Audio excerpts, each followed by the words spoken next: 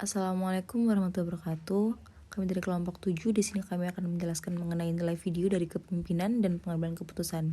Saya tidak sendiri, saya bersama rekan-rekan saya, ada Rahmadini Lumanandri NPM 058, ada saya sendiri, saya Fitria Pratiwi NPM 060, dan juga ada Ahmad Alvinal Munah NPM 061.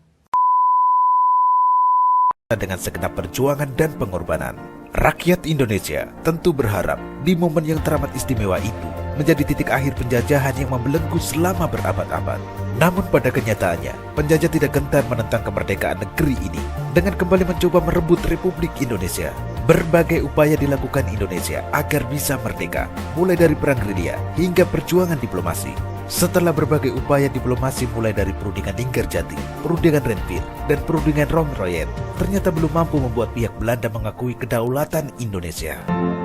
Digelarnya konferensi meja bundar merupakan salah satu kesepakatan dalam perjanjian Romroyen yang ditandatangani pada 7 Mei 1949 di Hotel des Indes, Jakarta. Sebelum pelaksanaan konferensi meja bundar, pihak Republik Indonesia menggelar perundingan dengan Bijenkomst for Federal Overleg (BFO) atau Majelis Permusyawaratan Federal, merupakan sebuah komite yang terdiri dari 15 pemimpin negara bagian dan daerah otonom di dalam Republik Indonesia Serikat.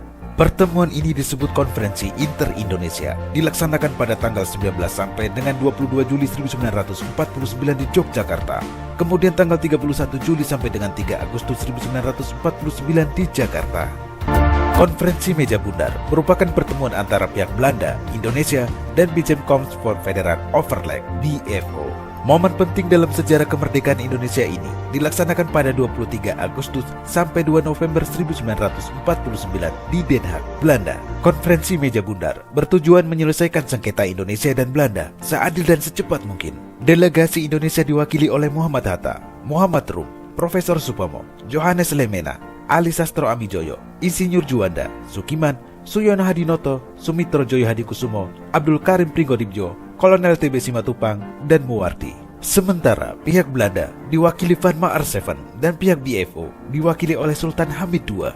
Konferensi meja bundar yang dimulai pada tanggal 23 Agustus 1949 ini berlangsung cukup alot.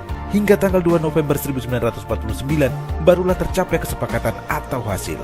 Hasil konferensi meja bundar tersebut diantaranya: Kerajaan Belanda menyerahkan kedaulatan penuh atas Indonesia dengan tidak bersyarat dan tidak dapat dicabut. Dan karena itu, mengakui Republik Indonesia Serikat sebagai negara yang merdeka dan berdaulat. Pengakuan kedaulatan akan dilaksanakan selambat-lambatnya pada tanggal 30 Desember 1949.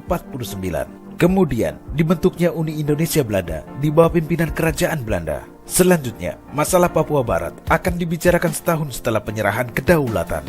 Dan yang terakhir, Republik Indonesia Serikat akan mengembalikan semua milik Belanda dan membayar hutang-hutang Hindia Belanda.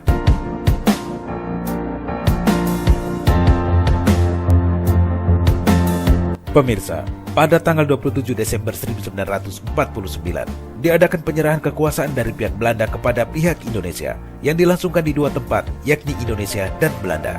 Penyerahan kekuasaan yang dilangsungkan di Indonesia bertempat di Istana Merdeka, Jakarta, dengan pengakuan kedaulatan dari Wali Tinggi Mahkota Belanda A.H.J. Loving kepada Wakil Pemerintah Republik Indonesia Serikat Sri Sultan Hamengkubuwono IX. Sementara penyerahan kekuasaan di Belanda berlangsung di Amsterdam. Naskah penyerahan kedaulatan ditandatangani oleh Ratu Juliana dan Muhammad Hatta.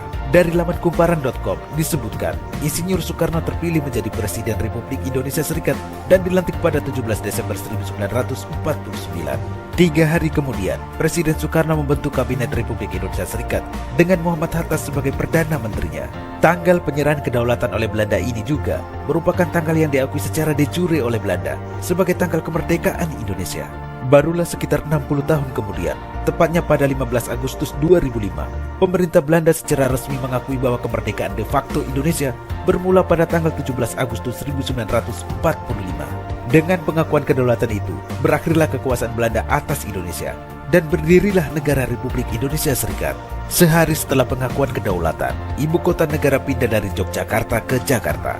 Kemudian dilangsungkan upacara penurunan bendera Belanda dan dilanjutkan dengan pengibaran bendera Indonesia.